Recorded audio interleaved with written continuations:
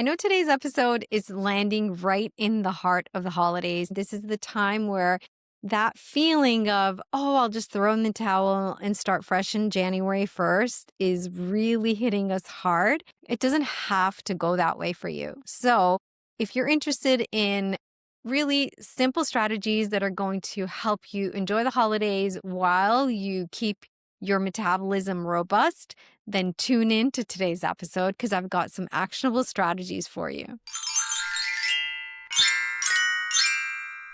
Okay, so today's episode is not about telling you not to enjoy the festivities because that would be just joy stealing, and I'm all about joy and balance and freedom. But I also know that this is a really tricky time of season. I remember really clearly being in the thick of this season, being in the thick of this week actually, and often I'd be like, you know what? I'll just start fresh January. Like, this is a gong show, and there's no way I'm going to rebound from this in this week. But you can with very simple strategies. And that's what I'm going to share with you today, because I know that this week, this is the time when most of the weight gain happens.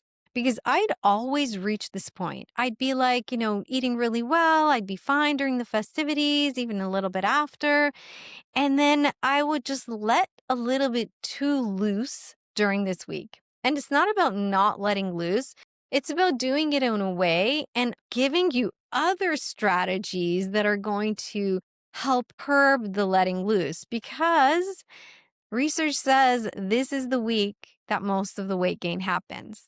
And so if we can do some simple things during this very week, we can avoid January starting fresh with an extra 5 pounds to lose. So let's enjoy the festivities. Let's really enjoy this week without packing on the weight, without having to reset in January. Okay, let's dive into the 3 simple strategies. The first one is really, really, really simple, but something that we don't do a lot of during the holidays is actually drink water. I know, you're rolling your eyes. You're like, oh, drink water. No, seriously. Often we are not drinking, especially in the winter months, especially if you live somewhere colder. You're generally not wanting to drink water. But we know the research is really, really clear. Dehydration often feels and looks like hunger. So people who are dehydrated, their metabolic rate actually is reduced. They are less insulin sensitive. They are more likely to eat more carbohydrates because our cravings for sugar increases when we're actually thirsty. Also, we're drinking a lot more coffee, maybe a lot more caffeinated tea. We're definitely consuming more alcohol. We're eating saltier foods, and we're moving less, which will all contribute to our lack of thirst and also our dehydration levels. So as I said, dehydration can feel like hunger, can increase cravings, and actually slow your metabolism. In fact, in the research, even mild dehydration leads to increased blood sugar, reduced insulin sensitivity, and makes your body less efficient at utilizing glucose and turning it into energy,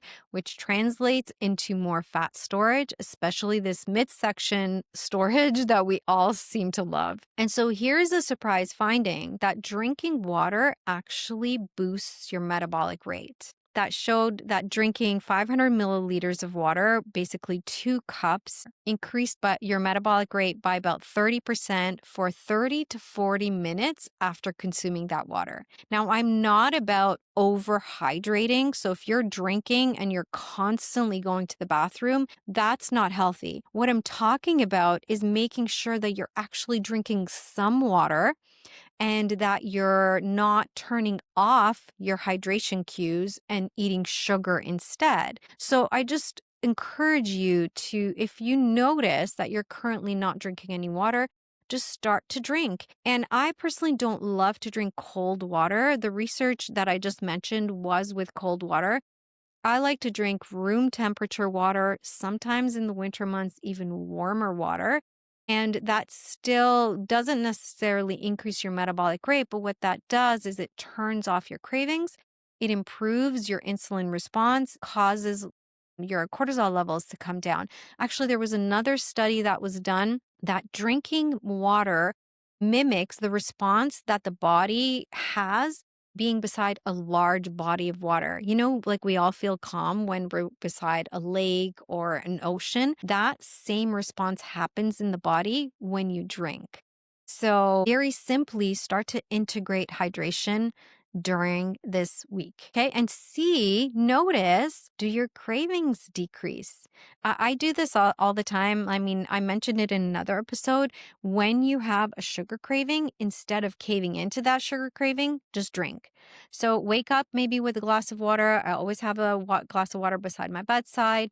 I always have water beside me while I'm working. It's right over there at my desk. There's just water with me all the time. Am I running to the bathroom? No, because I also work with clients making sure that their mineral balance is really balanced in their body so they are actually absorbing their water better so they're not running to the bathroom. So minerals are really critical. That's dealing with your root metabolic issues, which we're not going to get into right now. We are going to get into it in the new year. That's what I'm going to be jumping into in January, really explaining to you what's happening in your body and how to bring metabolic balance to your body. But right now, we're just going to get through this week as best as we can, enjoying the festivities, but also not putting on weight. And drinking water is a real strategy that you can implement and see if it helps you, with your energy, if it helps you with just feeling warmer generally. It improves your circulation and it wards off cravings. So drink water if you're not drinking right now. Strategy number 2, increase your incidental movement. That means just your natural day-to-day movement.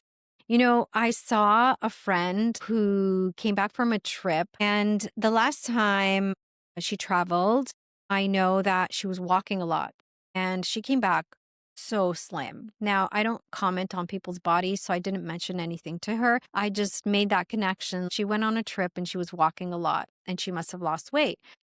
And I thought, this is the power of incidental movement. So our bodies were designed to move. The incidental movement is really less, especially as we get older, our life becomes more sedentary. And I noticed this very distinctly. My cousin was visiting and she was visiting with her little baby. And I was just helping out with the baby at one of the gatherings. And I was just holding the baby and, walking around and playing with him. And I turned to my husband and I'm like, wow, I forgot how active I was as a young mom caring for a baby. We are just moving generally less now that we're older. Our life is just a little bit different than it was, in our early 20s, in our 30s, 40s, 50s, 60s. We are generally a little bit more sedentary. So we need to increase our incidental movement, just the day-to-day movement. How do we do this? Well, walking around the house, cleaning, standing instead of sitting. If you're still working through the holidays, just stand. Get a standing desk, or, if you're working from home, put it at your kitchen table and stand and work. Actually, even fidgeting. So if you generally just, stand, there is research that people who fidget actually are leaner than people who don't. So I tend to be a fidgeter, or, I move around a lot. Even if I'm standing, I'll, kind of be moving. So just increase your movement. If you can walk to the grocery store, if you live somewhere warm or want to brave the cold, walk.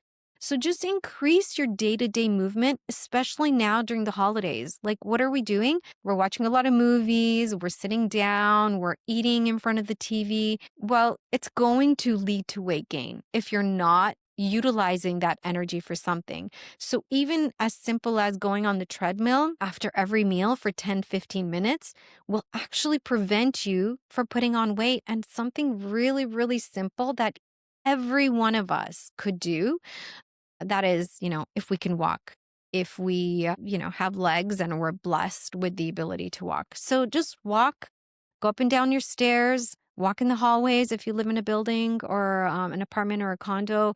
Just move your body and burn off the energy that you are consuming. And strategy number 3, this is a real hard one during the holidays, is to prioritize your sleep. We're all staying up really late, but just make sure that you're getting a good quality sleep. Don't steal from your sleep, essentially. Get your solid 7 to 8 hours of sleep and do everything in your power, in your ability to prioritize that sleep. So that might be, foregoing the alcohol, making sure that you're eating a little bit earlier so it doesn't disrupt your sleep. So just doing everything we can. And I have lots of episodes on this podcast that you can listen to that talk about sleep. Just make sure that you're focused on sleep, because if you sleep well, your metabolic rate actually increases, your hormones function better, your leptin is improved, your ghrelin, your hunger hormones go down.